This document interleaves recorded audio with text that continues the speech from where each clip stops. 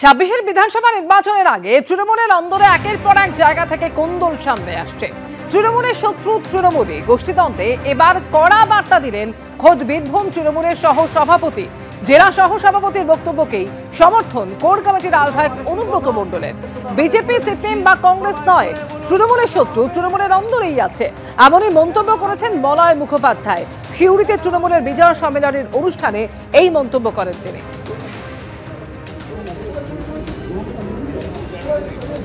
একটাই আমাদের দুর্ভাগ্য, আমাদের শত্রু কিন্তু বিজেপি অনেক পেছিয়ে আছে, আমাদের শত্রু আমাদের দলের মধ্যেই আছে।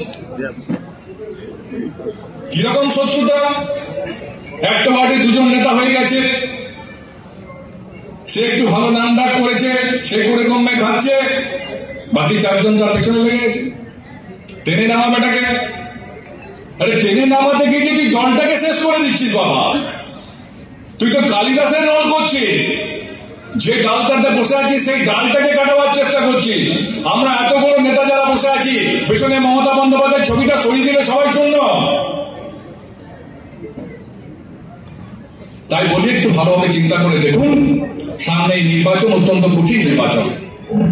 কঠিন নির্বাচন এই কারণে বলছি, আমাদের শত্রু বিজেপি নয়।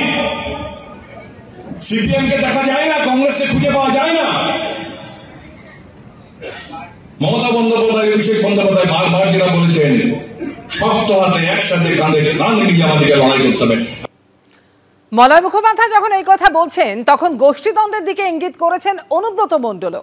ছাগলের ৩ নম্বর সন্তান বলে দলের একাংশকে নিশানা করেছেন তিনি।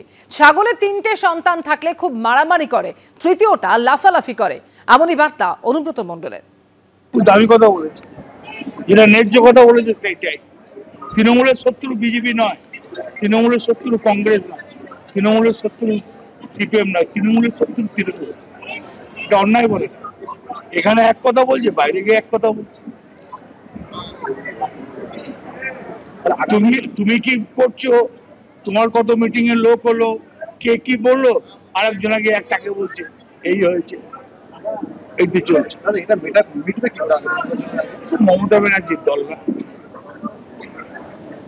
3টে ছাগল থাকলে খুব মারামারি করে, একটা ছাগল নিচে দিয়ে থাকে। কি বললাম বুঝলে?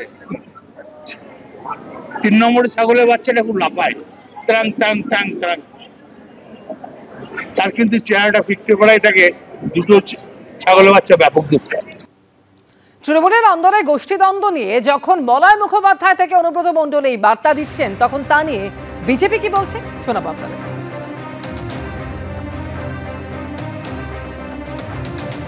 বাবু তিহার থেকে আসার পরে বোধোদয় হচ্ছে যে ওনাকে এতদিন ধরে তৃণমূলের লোকেরাই চুরি করিয়েছিল আর তৃণমূলের লোকেরাই জেলে পাঠিয়েছিল। শুধু বিজেপিকে দোষ দিয়ে তো লাভ নাই। আর আজকে ভোটের দোরগোড়ায় এসে উনি এটাও বুঝতে পারছেন যে তৃণমূল যাচ্ছে, বিজেপি আসছে। কারণ তৃণমূলের লোকেরাই কেষ্টবাবুকে কোনো সময় তরমুজ বলছে, আর কোনো সময় কেষ্টবাবুরাও বলছেন যে নানুরে কে কাকে জিতিয়েছিল সবাই তারা জানে। তাহলে তারাই আগে বসে ঠিক করে নেক তৃণমূলের কে কে বাইরের লোক আছে আর কে কে ভিতরের লোক আছে, কার কার সঙ্গে কার কার যোগাযোগ আছে। অর্থাৎ এটা বিষয় পরিষ্কার যে তৃণমূলের নিজেদের মধ্যেই ঠিক নাই, এরা বিজেপির সঙ্গে লড়তে এসছে। বিজেপি তৃণমূলকে হারানোর জন্য প্রস্তুত হয়েছে। 26-এর নির্বাচন তৃণমূলের বিসর্জন।